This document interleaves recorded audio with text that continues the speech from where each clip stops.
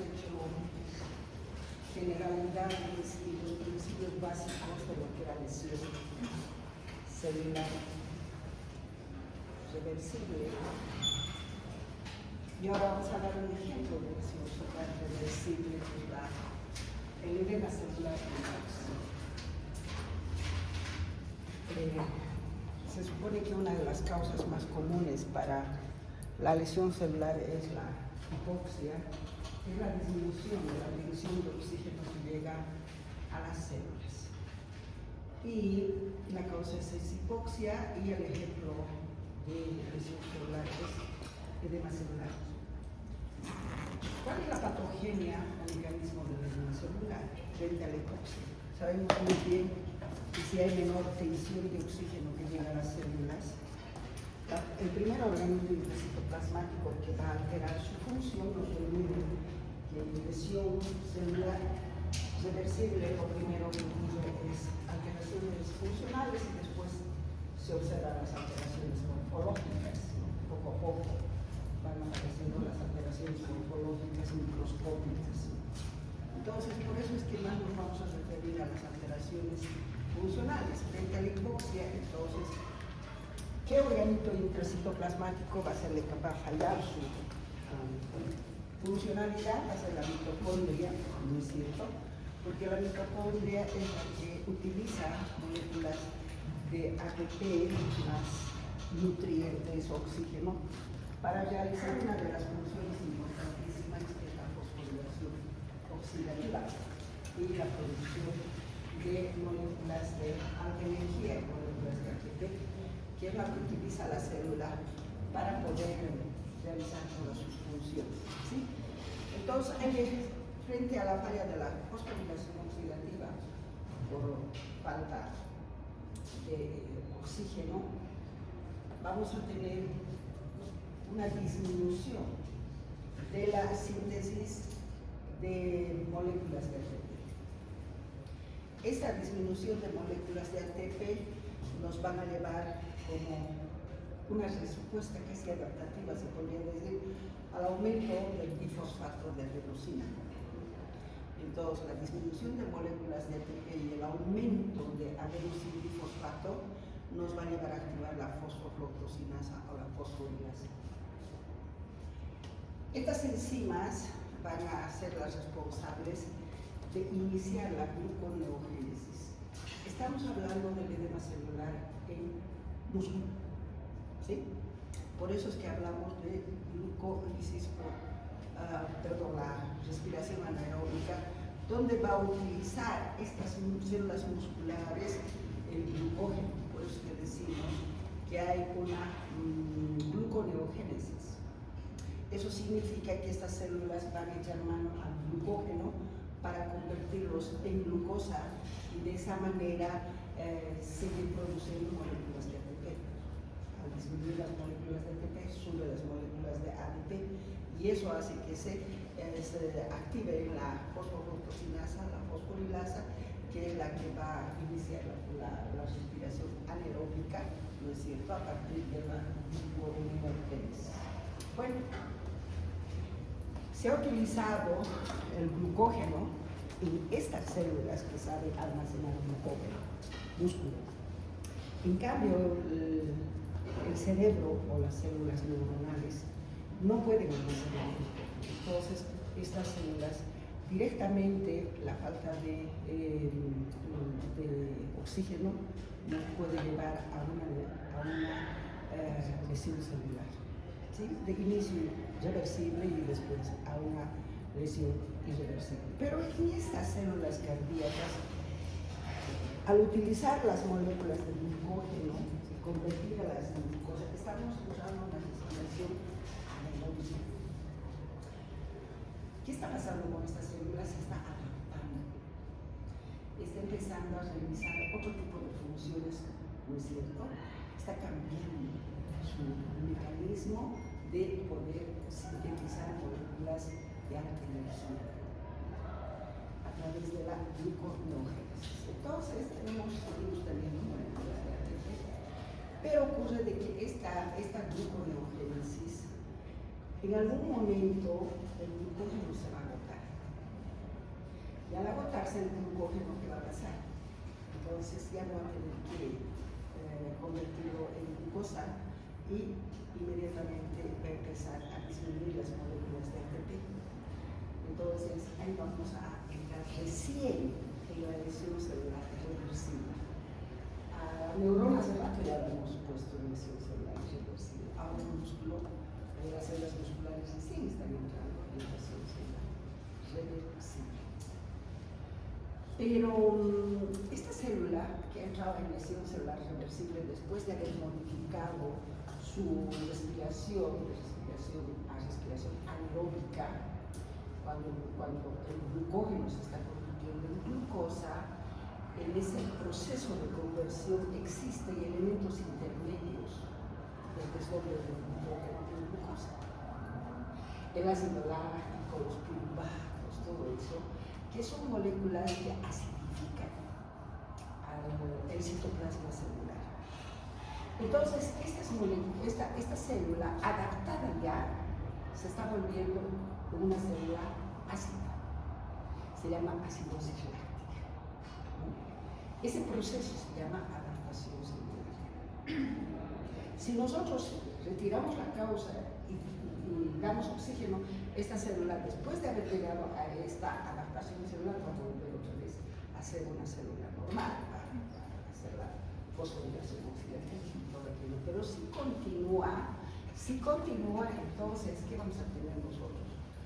Se agota la reserva energética, que es el glucógeno, y al haber un agotamiento de la reserva energética, ya no va a tener que utilizar para convertir en ATP.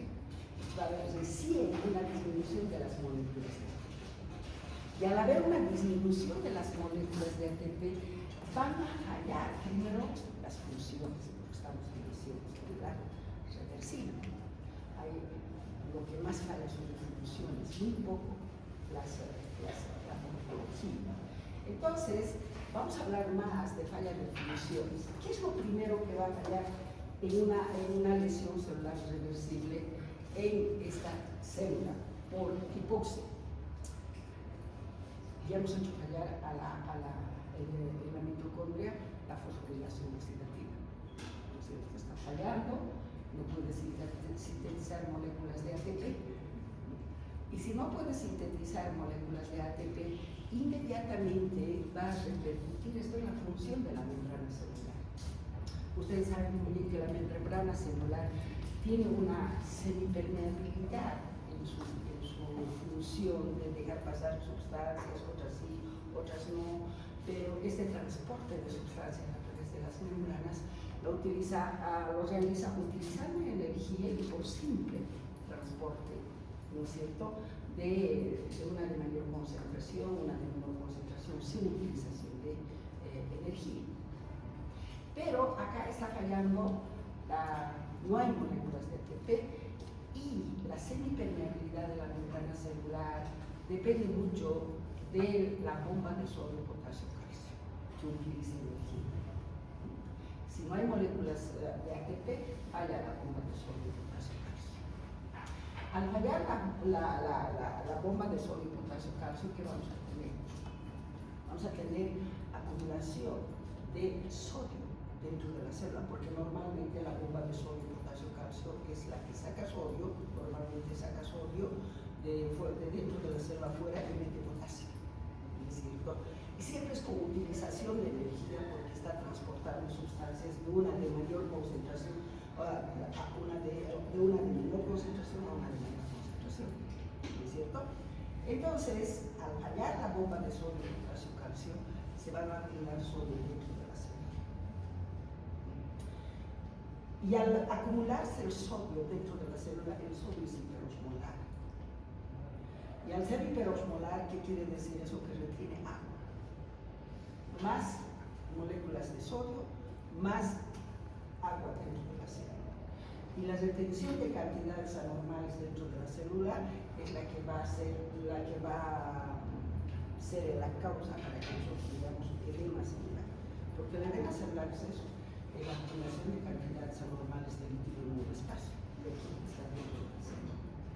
¿Sí? Eso es lo que va a pasar con la semi-fertilidad de la mujer. Bien, pero no solamente, para miren, hasta ahora he hablado más de funciones y poco de estructura. Poco de estructura microscópica y casi no estoy hablando de alteraciones macroscópicas o microscópicas. Bueno, el edema celular va a afectar a todos los organismos intracitoplasmáticos, ¿no es cierto? Entonces va a afectar al retículo endoplasmático rugoso. Vayamos al retículo endoplasmático, está fallando la síntesis de moléculas de ATP, alta energía para que los organismos intracitoplasmáticos funcionen bien. Entonces, si la bomba de sodio falla, la síntesis de proteínas a través del retículo endoplasmático rugoso también necesita energía, ¿no es cierto? Y estas también van a sufrir una alteración en la función, va a sintetizar menos proteínas estructurales, menos proteínas funcionales, todo aquello, ¿no es cierto? Y con el edema se intensifica más la falla de las funciones del retículo endoplasmático rugoso. ¿Por qué? Porque si hay cantidades anormales de líquido dentro de la célula, todos los organismos intracitoplasmáticos se hematizan. El retículo endoplasmático rugoso también se hematiza. Y cuando se hematiza, permite de que los ribosomas que están pegados en su membrana empiecen a brincar, esos ribosomas que hacen la traducción para la síntesis de proteínas.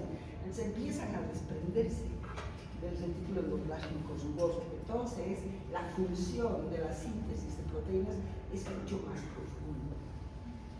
Está disminuyendo la síntesis de proteínas.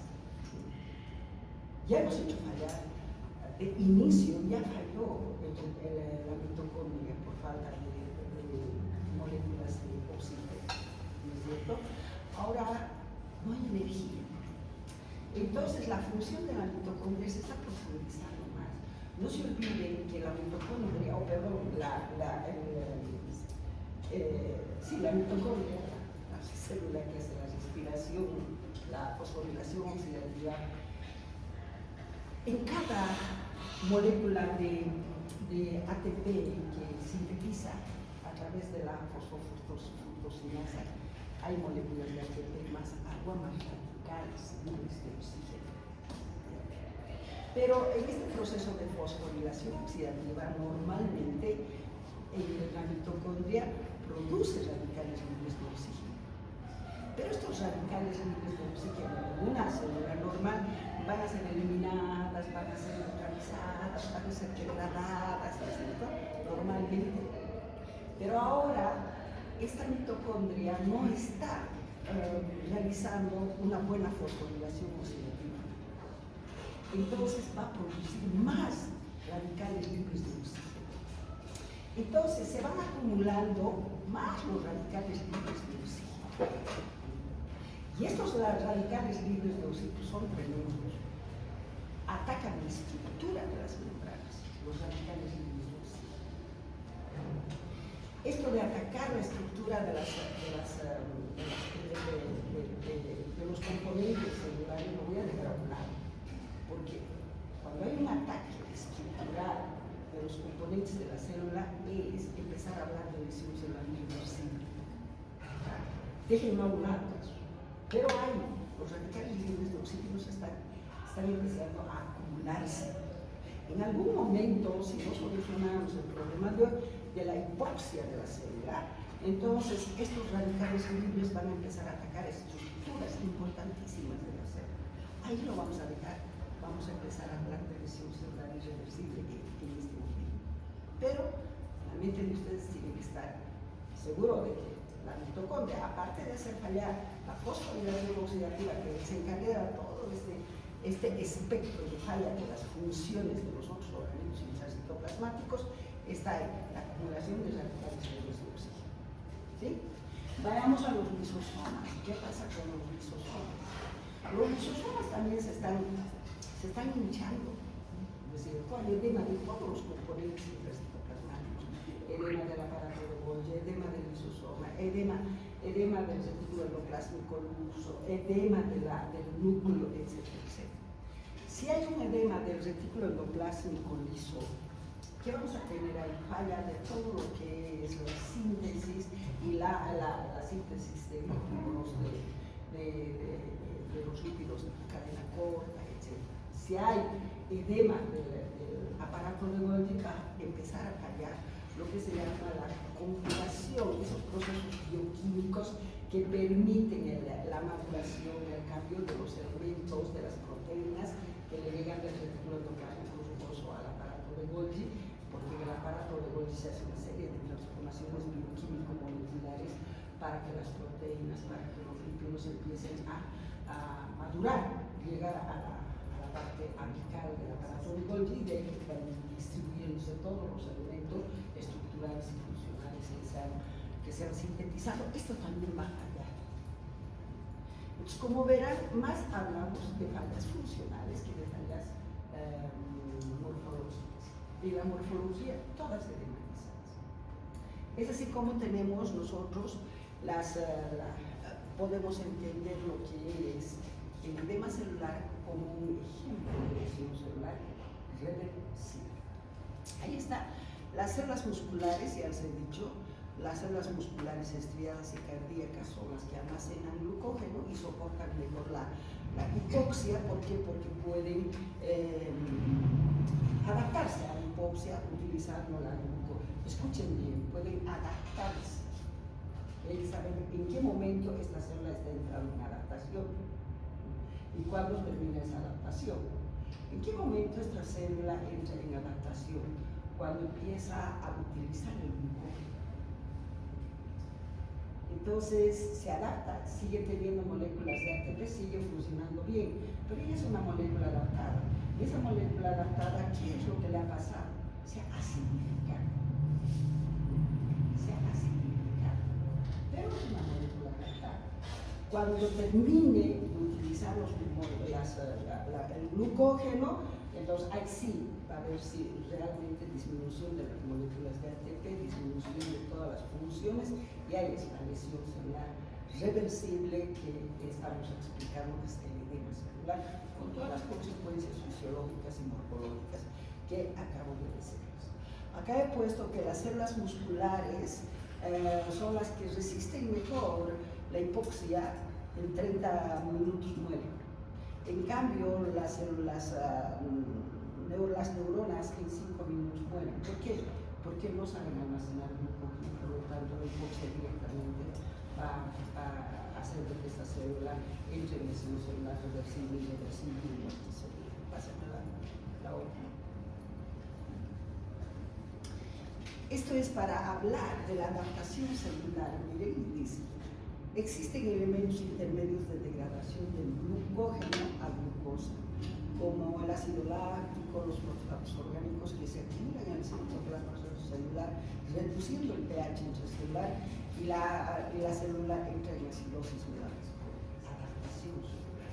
Miren cómo de lesión de célula normal, primero estamos adaptando para después hablar de lesión celular. Si continúa la hipoxia o isquemia, se agota el glucógeno y la síntesis de ATP frente a la falta de ATP falla. Muchas funciones celulares, como la bomba de sodio y potasio, y la membrana celular pierde su semipermeabilidad con la consiguiente acumulación de sodio y calcio dentro de la célula y la salida de potasio. ¿Por qué se acumula calcio dentro de la célula? Porque hemos dicho que todos los organismos intracitoplasmáticos se edematizan y fallan en su función. Y tenemos organismos intracitoplasmáticos como el retículo endoplasmico y la mitocondria, que secuestran calcio y si están edematizados, entonces van a permitir la salida de calcio dentro de las células, fuera de las células. Y va a empezar a acumularse niveles de calcio dentro de las células. Pero estamos en lesión celular reversible. Pero tienen que tomar en cuenta esto, de que los niveles de calcio va a llegar un momento en que van a sobrepasar esos niveles de adaptación. Y ese nivel de calcio es importantísimo para empezar a hablar también de lesión celular irreversible, igual que los radicales libres de oxígeno. también para los radicales libres de oxígeno por la falla de la fosforilación oxidativa de la mitocondria, igual vamos a tener que hablar de lesiones celulares reversibles. ¿Por qué? Eso lo vamos a hablar y reversible. Pero en este momento solamente hablamos de edema y de lesión celular reversible donde se está fallando funciones. Funciones. Muy pocas morfologías. Solo hablamos de edema. Tal vez en el retículo endoplasmático o desprendimiento de los ribosomas. ¿Sí? Bueno, ya tenemos a esta célula que está completamente voluminosa, está muy grande, aumentado su diámetro. Si aumenta su diámetro la célula por gran cantidad de actividades de agua, ¿qué es lo que va a pasar? Usted sabe muy bien que la membrana celular está bien unida a su citoesqueleto.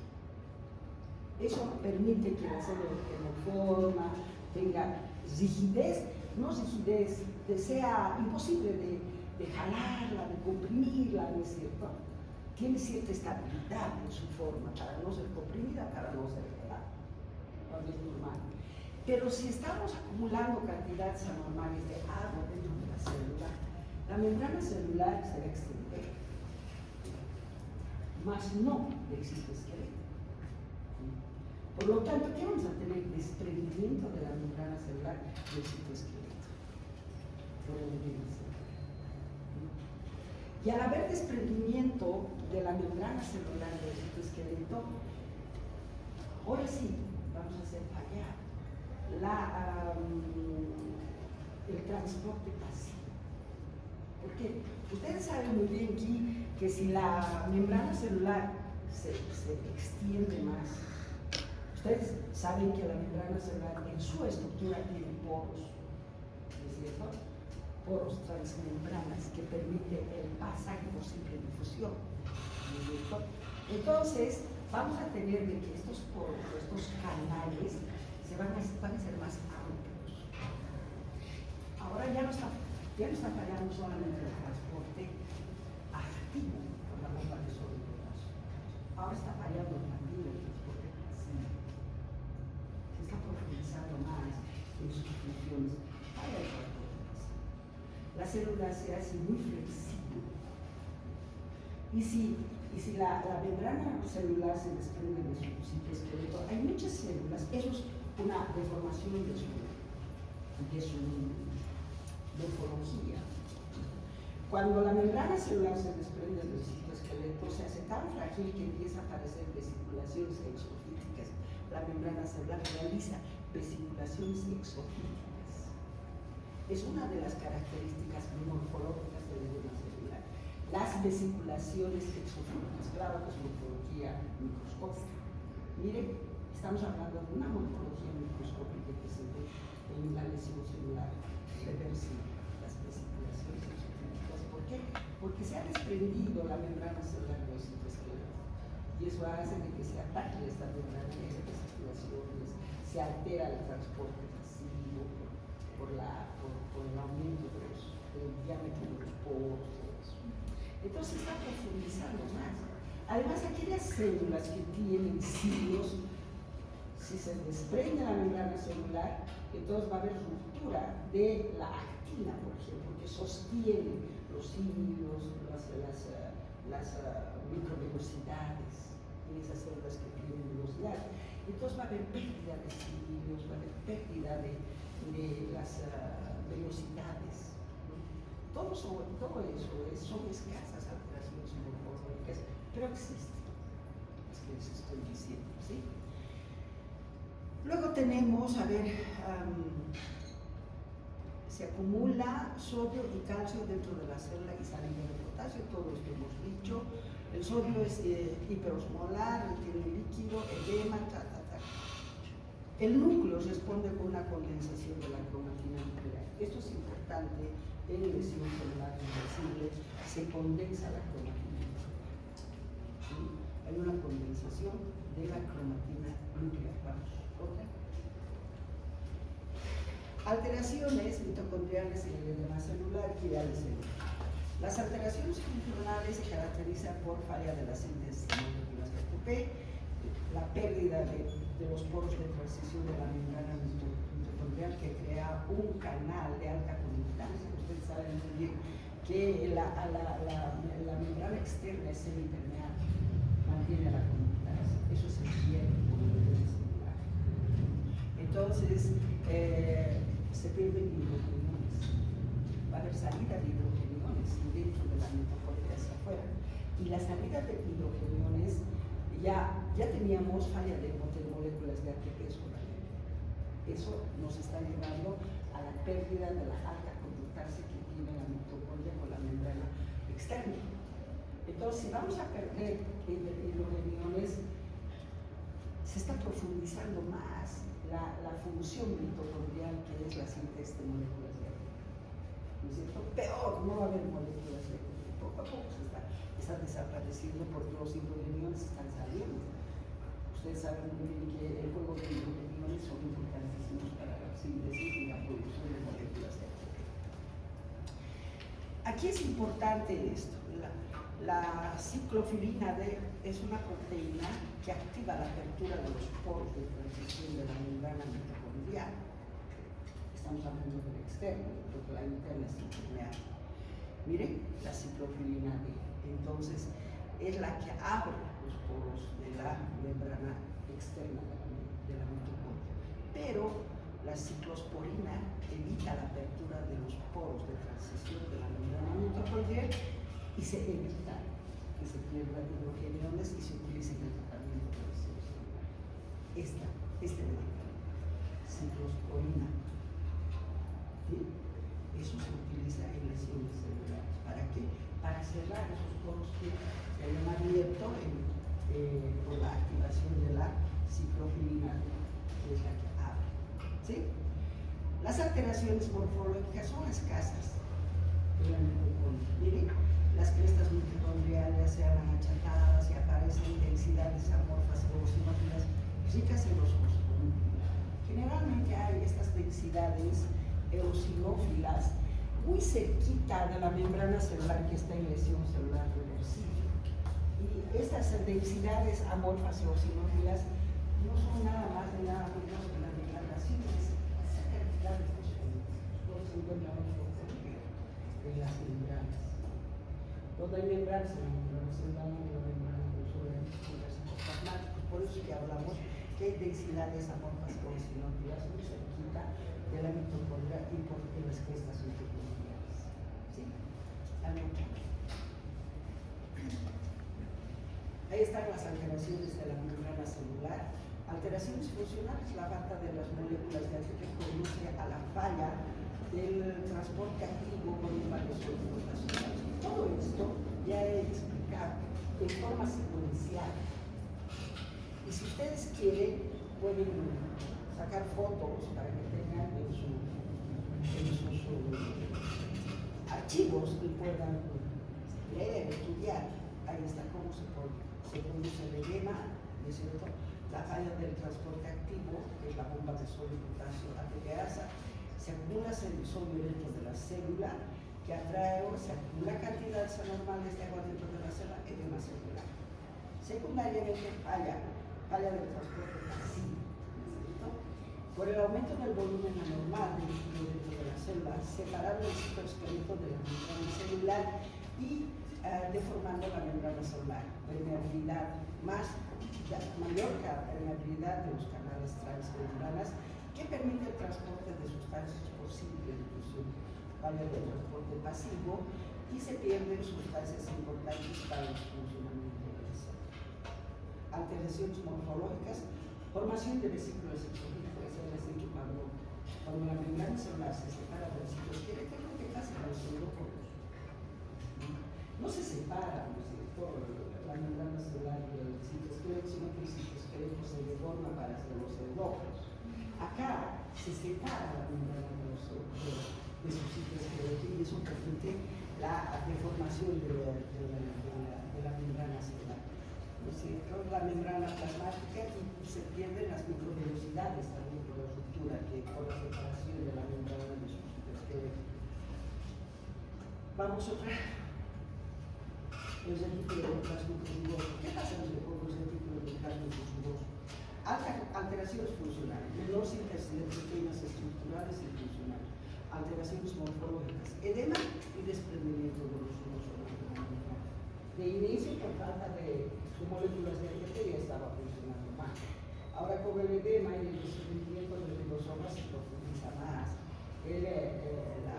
la alteración funcional. Retículo endoplasmico liso igual, alteraciones funcionales, menor síntesis de lípidos de cadena larga y alteraciones morfológicas. Alteraciones morfológicas del citoplasma celular. El citoplasma celular se ve pálido de la célula hematosa. Claro, el agua no se tiñe, por eso es pálido, o líquido acumulado. Presencia de pequeñas vesículas que le dan el aspecto de apolillado. ¿Por qué tiene este aspecto de apolillado del citoplasma? Aparte de ser pálido, es apolillado. Porque en cada vacuolita que veamos existe un organito intracitoplasmático que está edematizado, una mitocondria edematizada. Porque estos organismos intracitoplasmáticos tienen, cada organito tiene sus funciones especiales. Pero esta tensión es como cinematoxina. Por eso es que el citoplasma es pálido y parece apolillado porque tiene así espacios vacíos. Pero no están vacíos esos espacios, están ocupados por los organismos intracitoplasmáticos edematizados. Lisosomas, reticulos plásmicos rugosos, reticulos plásmicos liso. Y eso se ve en condiciones especiales cada una de estas. Por eso se ve apolillado. Condiciones de eosina, hematoxilina, no sé si he puesto aquí, no he puesto. Pero es condiciones de eosina, hematoxilina. Escasas figuras de mielina. ¿De qué se forman las escasas figuras de mielina? Por la degradación de los fosfolípidos. Aquí hay escasa degradación de fosfolípidos en las membranas, muy escasa. Por eso que hay escasas figuras de mielina, muy escasas figuras de mielina en lesión celular reversible. Esto es más característica de lesión celular irreversible. Pero el libro nos dice, son escasas, pero ya empiezan a aparecer. ¿Y de qué depende? De la degradación de los lípidos de la membrana plasmática. Es decir, la degradación de fosfolípidos. ¿Cómo se ve el núcleo? La cromatina condensada, ¿no? Y anfófila. ¿Por qué? El pH es ácido. Anfófila quiere decir ni azul ni rojo. Es casi como desteñido, marchitado. Así se ve. Vamos a ver. Este es un mapa conceptual, alteraciones bioquímico-moleculares, disminución del ATP y todo lo que pasa, cambio del metabolismo anaeróbico, todo lo que pasa y las consecuencias. Si quieren pueden sacar, porque ya lo voy a explicar, es un resumen del mapa conceptual. Pasen otra. Hay alteraciones enzimáticas, la fosfolipasa, proteasas, todos estos, membranas del citoesqueleto. Acá todavía en lesión celular reversible no hay todavía activación de las enzimas, no hay, ¿sí? El edema dentro de los lisosomas. Componentes celulares afectados, membrana plasmática, toda la morfología, bioquímica, funcional, morfología de la membrana plasmática. Vamos a otra. Bioquímico, disminución de la fosforilación oxidativa, funcional, morfológico, retículo plásmico rugoso, alteraciones bioquímicas, funcionales y morfológicas. Vamos. Ahí está.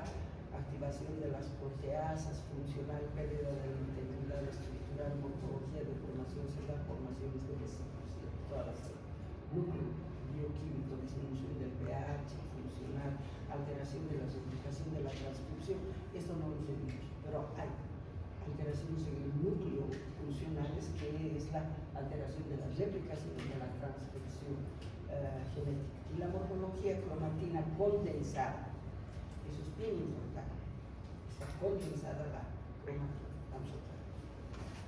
Resultado final, edema celular, entrada de sodio y agua, aumento de volumen celular, organelos hinchados, características de lesiones reversibles y se corrige la hipoxia. Si se pierde si persiste la hipoxia, daño irreparable en el proceso. Este es el que nos va a llevar a la hipoxia. Pero ¿quién decide si esa célula que está en hipoxia entra a la muerte celular por necrosis o por apoptosis, por apatía? ¿Quién decide eso frente a la hipoxia? El público. ¿Sí? Ahí tenemos este que es un dibujito de la no sé si es del libro, creo que es del libro, del texto que ustedes utilizan, porque es ese, pero si no, está todo, está la isquemia, la isquemia, si no lo la isquemia es mucho más profundo, pero ahí está, isquemia, hipoxia, la mitocondria, fosforilación oxidativa desunido, disminución de ATP, y todo lo que pasa hasta llegar a grumos de cromatina y todo eso. Y están las alteraciones morfológicas. Hay escasas alteraciones morfológicas, todo es edema, edema.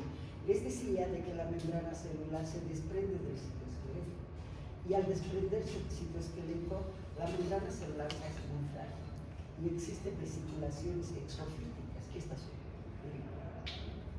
Y existen escasas figuras de mielina en lesión celular reversible. Muy escasas son las figuras de mielina que se encuentran cerca de la membrana celular.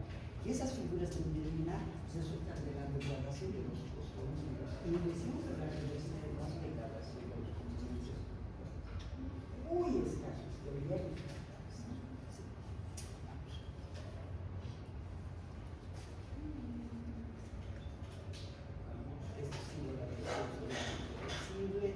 Mecanismos patogenia, la vida, todo eso. Y ahí tenemos las alteraciones celulares, químicos, funcionales, morfológicos. Aquí que dice, a ver, es reversible si se elimina la causa y se puede volver a ser otra vez normal.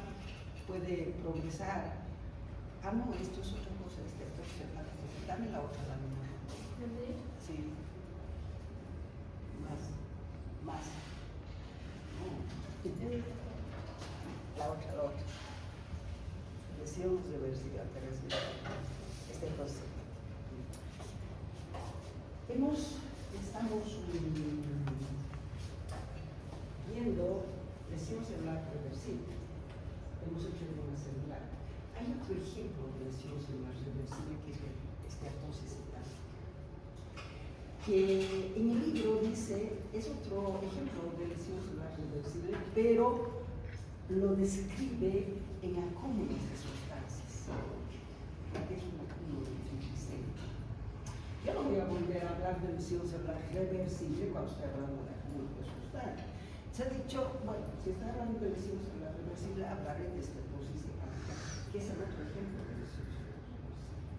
Y ahí tenemos la lesión celular, esa es la alteración de la función de estructuras transitorias, la célula puede volver a la normalidad cuando se hace el estímulo.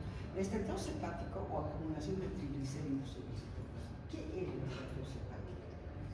Puede ser por alcoholismo, puede ser por desnutrición, puede ser la misma diabetes mellitus, todo eso que nos lleva a la estatosis hepática es la acumulación de triglicéridos dentro del citoplasma. No es de cualquier grasa, es de triglicéridos. Ahora, ¿cómo se forman los triglicéridos? Sabemos muy bien que a los hepatocitos le llegan grasas neutras, las grasas neutras de la alimentación que nosotros consumimos, que se absorben de la mucosa intestinal y que después llegan al hepatocito. Una fuente es esa, las grasas que nosotros consumimos. La otra es la del tejido adiposo. Cuando el tejido adiposo se está desdoblando, por eso también se crean grasas neutras para que vayan a todas las grasas neutras que llegan al hepatocito. Llegan al hepatocito con las grasas neutras. Y en el hepatocito, con una serie de enzimas, estas grasas neutras se convierten en triglicéridos. Tienen que convertir, esa es la función del hepatocito, convertir las grasas neutras en triglicéridos. Y tienen que sacar estos triglicéridos para llevarlas a la circulación sanguínea, siempre uniéndose a las apoproteínas. que es las células hepáticas sintetizan sus propias apoproteínas. Entonces llegan ácidos grasos neutros, las convierten en triglicéridos, las unen a las apoproteínas, las vuelven a sacar para que los triglicéridos lleguen a la sangre y sean distribuidos. Así es como funciona esto. Pero ¿qué pasa en la esteatosis hepática? En la esteatosis hepática y la acumulación de triglicéridos. Puede ser por varias causas que sean acumuladas los triglicéridos, pero podría ser que llegue mayor cantidad de ácidos grasos neutros a los hepatocitos, ¿no es cierto?, que se conviertan esa mayor cantidad de ácidos grasos neutros en triglicéridos. Pues vamos a tener mayor cantidad de triglicéridos. Y si no tenemos la cantidad suficiente de apoproteínas, entonces pocas triglicéridos van a salir y se van a seguir acumulando, ¿no es cierto? Eso se va a convertir en esteatosis hepática. Entonces es la falta de eliminación, de sacar los triglicéridos hacia los circulaciones por falta de apoproteínas. ¿Sí? Esa es la patología de los triglicéridos. Mecanismo. Aumento de los ácidos grasos libres. El mecanismo. Puede haber mayor cantidad de ácidos grasos libres. ¿Cuáles son los ácidos grasos libres? El tejido adiposo. En el tejido adiposo se puede movilizar el tejido adiposo en el ayuno prolongado, la diabetes mellitus, esas son las causas de movilizar la mayor cantidad de ácidos grasos neutros que van a llegar al hepatocito.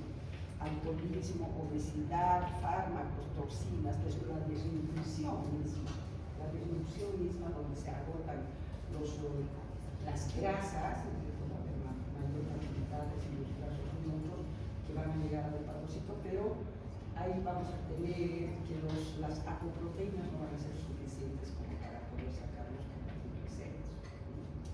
Mayor entrada de lípidos como ácidos grasos neutros al hepatocito. Es una de las causas por eso. Alteraciones de las mitocondrias y menor reducción de aumento de la síntesis de triglicéridos. Todo esto nos va a llevar a lo que se llama el aumento de triglicéridos. 3. Aumento de síntesis de triglicéridos. Estos aumentos de síntesis de triglicéridos, aquí arriba está la oxidación mitocondrial, alteraciones de la mitocondria. 3. Aumento de síntesis de triglicéridos. ¿Por qué no puede ser? No se puede a ver. Están, después van a tener más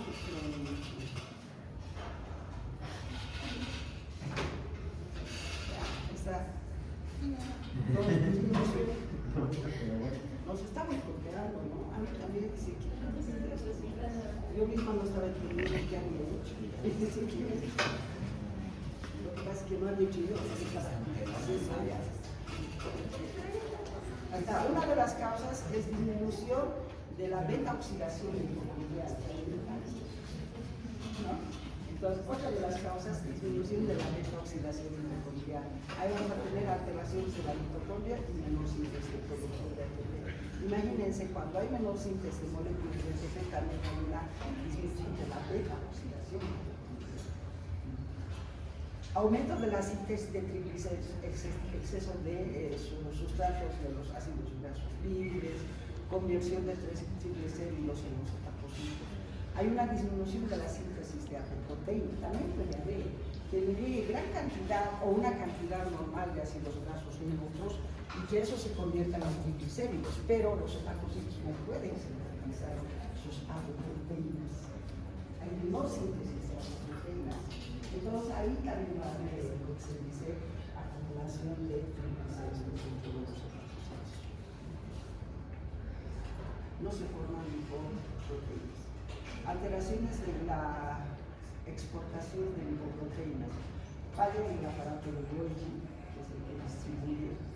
Acumulación intracitoplasmática de triglicéridos. Esto es lo más importante. ¿Qué es nuestra causa hepática? Acumulación de triglicéridos intracitoplasmáticos. Ahí están las alteraciones celulares bioquímicos, la disminución de ATP, estrés oxidativo, alteraciones metabólicas, el metabolismo de lípido.